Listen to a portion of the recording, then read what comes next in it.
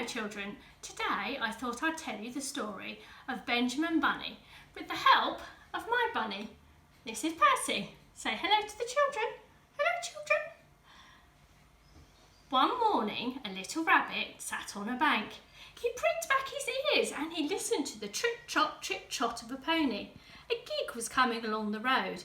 It was driven by Mr McGregor and beside him sat Mrs McGregor in her best bonnet.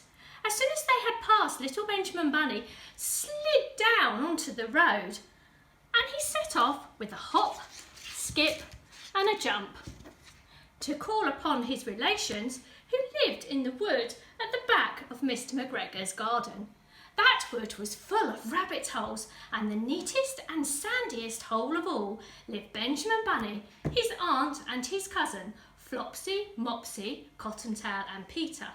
Old Mrs Rabbit was a widow, and she earned her living by knitting rabbit wool mittens and muftis. I once bought a pair at a bazaar. She also sold herbs and rosemary tea and rabbit tobacco, which is what we all know as lavender. Little Benjamin did not very much want to see his aunt. He came around the back of the fir tree and neatly tumbled upon top of his cousin Peter.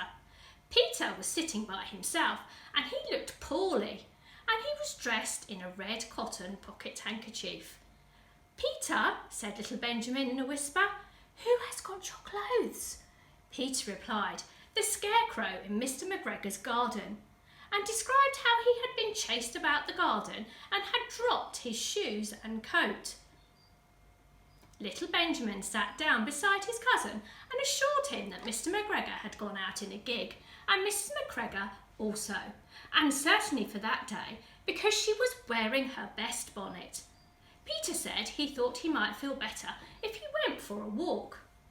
They went away hand in hand and got upon the flat top of a wall at the bottom of the wood. From here they looked down into Mr McGregor's garden. Peter's coat and shoes were plainly to be seen upon a scarecrow, topped with an old Tom Shanter of Mr McGregor's. Little Benjamin said, "It spoils people's clothes to squeeze under a gate. The proper way we get in is to climb down a pear tree." Peter fell down head first, but it was no consequence, as the bed below was newly raked and quite soft. It had been sown with lovely lettuces. They left many great odd little football marks all over the bed, especially little Benjamin, who was wearing clogs. Little Benjamin said the first thing to be done was to get back Peter's clothes in order that they might be able to use the pocket handkerchief. They took them off the scarecrow. There had been rain during the night, and there was water on the shoes, and the coat was somewhat shrunk. Benjamin tried on the Tom O'Shanter, but it was far too big for him. Then he suggested they should fill the pocket handkerchief with onions as a little present for his aunt. Peter did not seem to be enjoying himself. He kept hearing noises. Can you hear noises? Benjamin, on the contrary, was perfectly at home and ate a lettuce leaf. He said that he was in the habit of coming to the garden with his father to get lettuces for their Sunday dinner. The name of little Benjamin's papa was old Mr Benjamin Bunny. The lettuces were certainly very fine. Peter did not eat anything. He said he should like to go home. Presently he dropped half of his onions. Little Benjamin said that it was not possible to get back up the pear tree with a load of vegetables. He led the way boldly towards the end of the garden. They went along a little walk on the planks under a sunny red brick wall. The mice sat on their doorstep, cracking cherry stones. They winked at Peter Rabbit and little Benjamin Bunny. Presently Peter let the pocket handkerchief go again. They got amongst the flower pots and frames and tubs. Peter heard noises worse than ever. His eyes were as big as lollipops. He was a step or two in front of his cousin when suddenly he stopped. This is what those little rabbits saw around the corner. Little Benjamin took one look, and then in half a minute, less than no time, he hid himself and Peter and the onions underneath a large basket. The cat got up and stretched herself and came and sniffed at the basket. Perhaps she liked the smell of onions. Anyway, she sat down on top of the basket and stayed there for 5 hours. 5 hours! I cannot draw you a picture of Peter and Benjamin underneath the basket because it was quite dark and because the smell of onions was fearful, and it made Peter Rabbit and little Benjamin cry.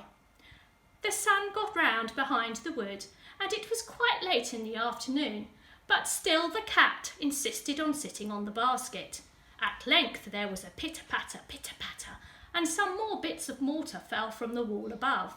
The cat looked up and saw old Benjamin Bunny prancing along the top of the wall and the upper terrace. He was smoking a pipe of rabbit tobacco, and he had a little switch in his hand. He was looking for his son. Old Mr. Bunny had no opinion whatever of cats. He took a tremendous jump off the wall on top of the coat and cuffed it off the basket and kicked it into the greenhouse, scratching a handful of fur. The cat was too much surprised to scratch back. When old Mr. Bunny had driven the cat into the greenhouse, he locked the door. Then he came back to the basket and took out his son, Benjamin Bunny, by the ears and whipped him with the little switch. Then he took out his nephew Peter. Then he took out the handkerchief of onions and marched out of the garden. When Mr. McGregor turned about half an hour later, he observed several things which perplexed him. It looked as though some person had been walking all over the garden in a pair of clogs, only the footmarks were ridiculously little, and he could not understand how the cat had managed to shut herself inside the greenhouse, locking the door from the outside. When Peter got home, his mother forgave him, because she was glad to see that he had found his shoes and coat.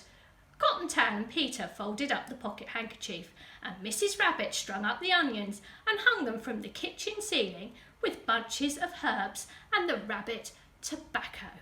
And that is the end of the story. Say goodbye to the children, Percy.